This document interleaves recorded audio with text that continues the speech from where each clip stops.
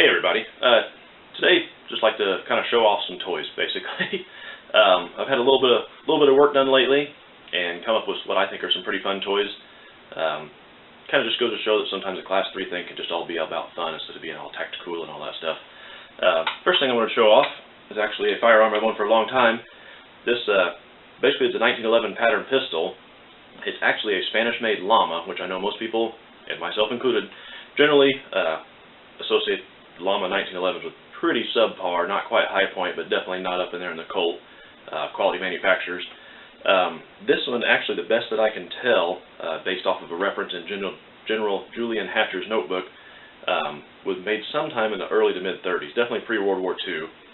It's got some wear on it. It's very high quality. I mean, I would honestly put it up against a Colt of the same era, just because it's, I mean, everything is fit nicely, beautiful finish, everything's straight, works great. A little bit oddball. It's the slide is actually marked caliber 9mm/38. Mainly the main thing that I've shot through it has been 9mm Largo ammunition, because that's what I found the most information that proves that that's what it actually is chambered for. I've also fired a few rounds, a couple boxes worth of 38 ACP hand loads, 38 super brass using lower level loads, so that it approximates the 38 ACP, the earlier 38 ACP loads. It shoots well. I have replaced a hammer on it with an aftermarket one and bobbed it just because it bites my hand, just like most 1911s that are unmodified do. I got big fat hands. But what makes this one a little bit more fun is last winter, I believe it was, I found a 6-inch 38 super barrel at a gun show at a price that I couldn't turn down, basically. So I bought it and I took it to a friend of mine who's a machinist, and he ended up threading it. And so that way I can put my Thompson Machine Isis-9 9mm suppressor on it. As you'll see in the videos, it does a very good job. It took a little bit of load development, but it was just, you know, I was kind of just starting from scratch. As you can see in the videos, it's very smoky. It's actually a 165 grain cast round nose 38 special bullet, basically, that I've sized down to 356. It shoots very well. You can barely see the sights over the suppressor. But as far as point shooting, it's just, you know, just for fun and having fun, just plinking and having fun. It does a great job on that. But just, I don't know, it's kind of something fun. I like 1911, so it's something a little bit different. Definitely lighter recoil than a 45, and I don't have a 45 suppressor yet, so that's something I had to hold off on. But it's just something fun I want to share with you guys. And you may ask why I didn't have the suppressor screwed onto that 1911. Well, the reason is it was screwed onto this. This is a Rossi Model 92 that I've had for at least 15 years, I would say. It's a 38 357 lever action rifle. I've had it apart several times, slicked it up quite a few times, slicked it up here and there, and shot a bunch of ammunition through it. I can shoot it pretty fast and pretty well. I never actually used it in cowboy shooting, but that's how it was set up basically.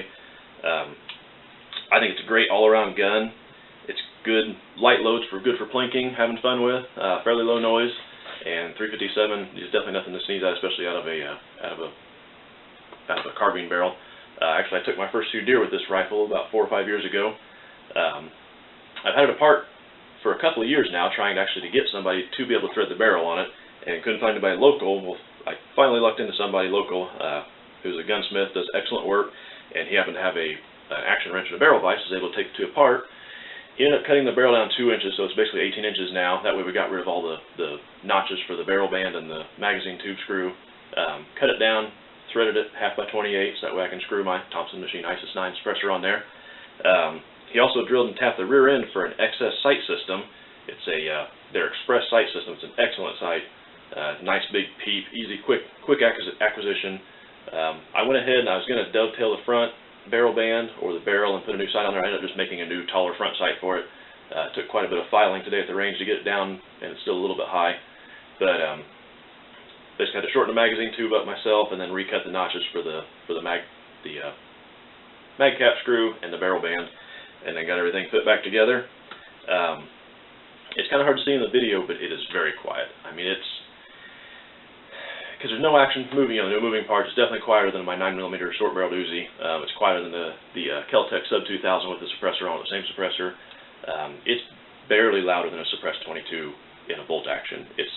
It's a lot of fun, and you're shooting, you know, 160 grain bullet going 950 feet per second or so, so you definitely got quite a bit more thump than a 38.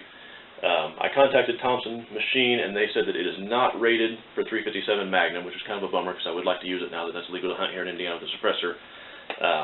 I'm not 100% sure why, because the maximum chamber pressure for both the 9mm and the 357, from what I could find, was 35,000 psi. I assume it would be a little bit lower by the time it reaches the 18-inch end of an 18-inch barrel, but that's their recommendation. I'm going to stick with it because it's not worth messing it up. It's still a great, actually now it's a better hunting carbine because it's got a lot better sights on it than it did before. It used to just have the standard notch and post front sight. I really like peep sights. It makes target acquisition a whole lot quicker, a whole lot easier. I didn't shoot a whole bunch today. I shot maybe 100 rounds through it. Actually let some other guys at the range shoot it, and they never shot anything suppressed, so it was kind of a weird introduction to the world of suppressed firearms, but they all got a kick out of it and all had fun with it, and I can definitely see it being a lot of fun here in the future. I can't wait to take my boys out and let them shoot it, you know, not to worry about wearing earplugs at all or anything like that. It's definitely hearing safe with 38 specials. Just something kind of fun, neat little project I've had on my mind for a long time, and just want to share it with you guys. Hope you guys enjoy it. Thanks.